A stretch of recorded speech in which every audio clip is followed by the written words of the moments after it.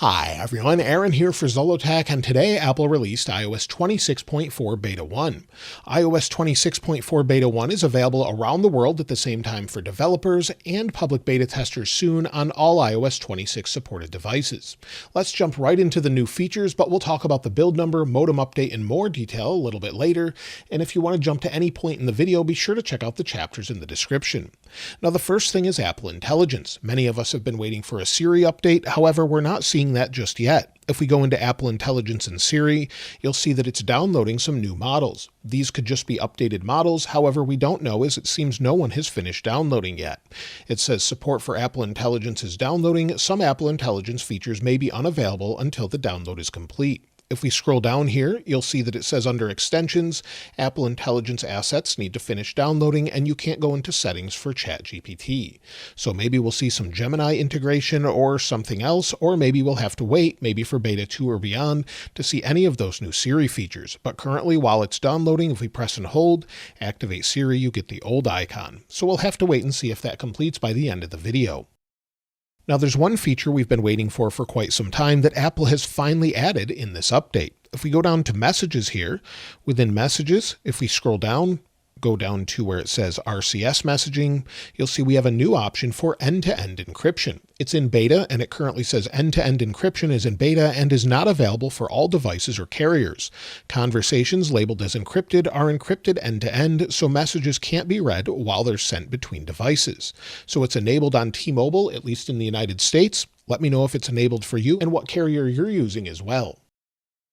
There's some new updates in music this time around. I did get a splash screen the first time I opened it. You can see it here where it says what's new in Apple Music, concerts near you, and new look for albums and playlists. But there's also something else. If we go into music, go to our library, you'll see that there's a new button here at the top. If we go to this button, it now says playlist title, add songs, and it says, what do you want to hear? It says beta playlist playground may create unexpected results. So we have a playlist playground that's included here where maybe we want to go in and select specific songs that we might want. Maybe this one, we'll add some more here and just see what it creates. So it's going to start creating a playlist and then you can add the title here. So it looks like we've got this beta playlist playground that's customizable as well. Now, if we go into our playlist this time around, again, go into music and library, and this time if we open up maybe a playlist, you'll see that the design has changed a little bit. On the right is the new one with iOS 26.4 and iOS 26.3 is on the left. So we now have a play button, a shuffle button that's just an icon, and a download button.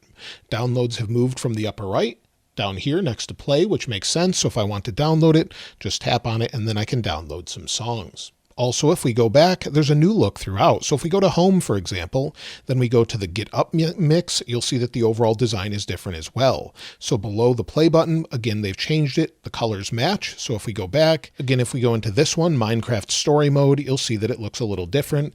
And again, we have that play button and it's matching the background. So depending on what you're looking at, it can change entirely.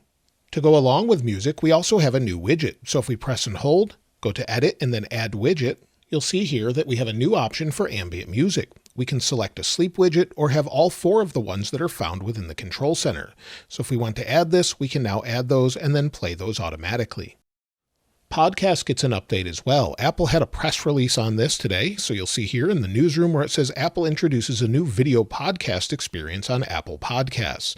The example they give is this particular podcast here, where you'll see it has a new button to turn on video. You can seamlessly go between audio and video once it's updated on the podcast provider's end. So again, tap the video, you can go right into the video, turn it off, it goes away, and now you're listening to the audio side of this. So this is something completely new with a new experience. And again, they had a press release about it where you can see it talks all about them implementing podcasts and you can turn it on and off.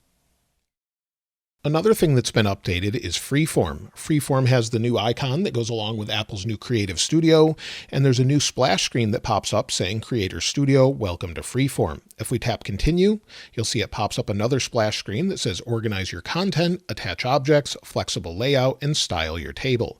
So the icon has changed again just to match Creator Studio, and of course that's available now in the beta and will be updated for everyone once it releases to the public. We also have some updates with Wallpaper. So if we go into our wallpaper, As we scroll down, you'll see that they're not installed by default anymore. If you want weather, you can tap Get and then get those new wallpaper. So again, weather, astronomy, emoji, kaleidoscope, Unity, Pride, iOS 26, iPhone 17 Pro Max, it's a little bit stuttery there, and then collections and colors. So they have separate categories specifically for your default wallpaper that come with your phone. So this is a little bit of a change, and I think it's a little bit cleaner and of course can free up some storage if you don't want those wallpaper. There's also a change within the App Store. If we go into the App Store, once it loads here, go to our account in the upper right, you'll see the current design on the right is different. At the bottom, it now has an Add Money button, Redeem Code, and Send Gift, and then of course you have family settings. They've changed it around a little bit, added some categories here as well to the menus with subscriptions, apps, and purchases and more. Also, if we go into the new Games app, I got a new splash screen that says filter your library, controller support, and track challenge scores. That's not really new, but it was a new splash screen for me. Another thing that's new is if we go into our settings, and we're still not downloaded yet with Apple Intelligence, but if we go down to where we have our Face ID and passcode, within this menu, if we scroll down, you'll see that we have stolen device protection. This is now enabled by default with iOS 26.4. You of course can still turn it off, but I keep it on for this protection, but just be aware that if you don't want it on, it will now be enabled by default. Also, there's no new emoji yet. That's something that's said to be coming to iOS 26.4. I tested that out. We do expect a few different ones, such as a trombone and a few other things, but they're just not in messages yet or anywhere to be found. There's also a change if we go into settings, then go to mail, then mail accounts, and go to add an account. They've added a new icon. You'll see here if we choose from a list for Outlook. So the new Outlook icon has been updated with this version. As far as the build number in this version, if we go to settings and take a look, there's no build number listed. However, we can get that from the public-facing release notes website or the developer site. So if we slide over here, you'll see that it's build number 23E5207Q. Why it's not in About, I'm not really sure, but it's not showing here. Also, there is a new modem update in iOS 26.4 Beta 1. If you're coming from iOS 26.3, you'll be on version 1.54.01. If you're on a 17 Pro Max, it can vary depending on device. As far as other things found in the code, well, there's good news if you live in India. According to Aaron P613 found on X, he's found that iOS 26.4 may include information that means Apple Pay could be coming in the near future with this update. So if you're in India, hopefully you'll have Apple Pay once it releases to the public. But again, we don't know this 100% just yet, but you could expect an announcement from Apple once we get closer to its release. As far as other updates released today, well, Apple also released updates for iPadOS 26.4 Beta 1 and 26.4 Beta 1 versions for macOS, tvOS, HomePodOS, watchOS, visionOS, as well as macOS 14.8.5 RC1 and macOS 15.7.5 RC1 as well. Apple also sent out invites today for an experience rather than an event. If we go to take a look at it, you'll see the invite here. It says, "You're invited. Please join us in person for a special Apple experience in New York. It takes place on March 4th, 2026 at 9 a.m. Eastern Time." They also sent out invites for a special experience in London as well as Shanghai. This does not look like it's an event that you can stream online or watch live, so hopefully they'll update Apple's website and then we'll just see new products with videos there. But this is not your typical event at Apple Park. This is an experience in those locations for specific people.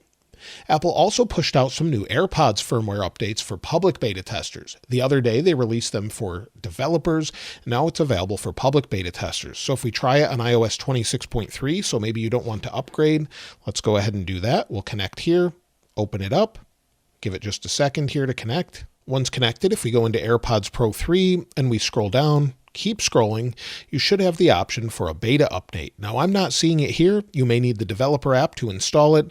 Let's go ahead and take a look on iOS 26.4 as well, if it's available there. And you'll see here, if we scroll down to the bottom, once they're connected, we have the option for AirPods beta updates on iOS 26.4 Beta 1. If we go into this, we can enable it. It's available for AirPods Pro 2, AirPods Pro 3, and AirPods 4. It will be version 8B5034F, and if you want to install it, it's available now if you're a beta tester. When it comes to bugs and bug fixes, well, the first thing I'm hearing is that the keyboard bug is fixed even on older devices. Now, this will take some time to know if that's true, but this is iOS 26.4 beta 1 as I'm typing it here on my iPhone in Notes. So it seems like it's nice and fast. Hopefully autocorrect is even better, but we'll have to wait and see if it's improved. But let me know if you've noticed a difference. The same is true for CarPlay. We don't know if that's been improved yet. That usually takes a few days. Many people were having it connect and then disconnect and reconnect. Let me know if it's resolved for you. But again, we'll talk about that in the weekend follow-up video. I did have an issue initially after installing this where I'd go into maybe Photos here, then we'd go and send this. If I went to AirDrop, it would tell me that I need to turn on Wi-Fi. I was having this issue over and over. I did a hard reboot and it fixed it. So there's definitely some bugs here. When it comes to the wallpaper bug, I do notice the desaturation is still there. Again, less severe than it typically is, but there's definitely some bugs or graphical glitches still going on, but there's a lot of processing still going on thanks to Apple Intelligence.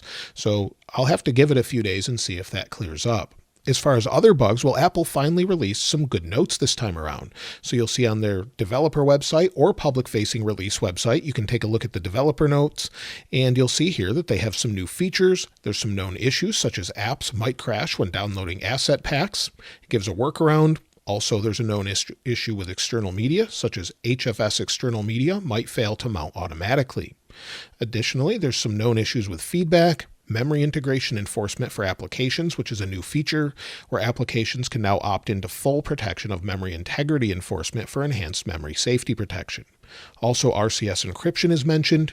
There's some resolved issues with networking, as well as known issues with Reality Composer, features with StoreKit, resolved issues with Swift UI, and known issues as well, and resolved issues with UIKit. So lots of things that have been resolved this time around, improving it, but I'm glad to see these notes. I'd love to see more and more of this in the near future. When it comes to the next release, well, typically when we have a new beta, it will take 2 weeks to see the next one. So usually they're bi-weekly. So now that it's the 16th, we could see the next one maybe the week of March 2nd or possibly March 4th after the event if they do plan to include some Siri updates. So we'll have to wait and see what happens there, but that's typically what Apple does. We'll have the first 2 or 3 betas every other week, then we'll move to a weekly schedule. So if they continue to do this and release it in that fashion, we could probably see the release of the public version toward the end of March. We also could see an iOS 26.3.1 if there's additional issues to resolve. We've seen these on and off, but it just depends if Apple finds issues they need to fix. Now, if you're wondering if you should install iOS 26.4 beta 1, at this point I would say absolutely not unless you want to use it on a second device. We don't really know what it entails. It seems stable so far, but I've already had some issues with Wi-Fi. But if you're a beta tester and you know what you're getting into, just make sure you have a backup and a computer to downgrade if you want to. We'll talk more about it in the weekend follow-up, see how battery life is and more. But when it comes to performance, so far it's fairly smooth considering that it's processing in the background. So it seems fairly smooth with occasional bugs here and there. Again, it will take some time to finish processing and indexing in the background. Once that's done, I would expect it to speed up, but it's fairly smooth already and seems like it's working as expected so far. When it comes to heat, like I mentioned, it's processing in the background. Nothing too severe. It's warm to the touch, what you would expect there, but nothing really to worry about at this point. Again, we'll give it a few days and see what it's like. So far, my battery life has been okay. We'll take a look at battery health. I have 100% capacity with 18 cycles, and I continue to use this as my daily phone. If we take a look at usage, yesterday I only had 1 hour and 56 minutes of screen active time, 2 hours and 43 minutes of screen idle time, and used 67% of the battery. Battery has been okay for me on 26.3, but of course not phenomenal. Some people have said it's really great, but it takes some time to tell. Hopefully the betas really improve this as they continue to optimize code, continuing to iOS 27, but again, we'll have to wait and see when it's done processing.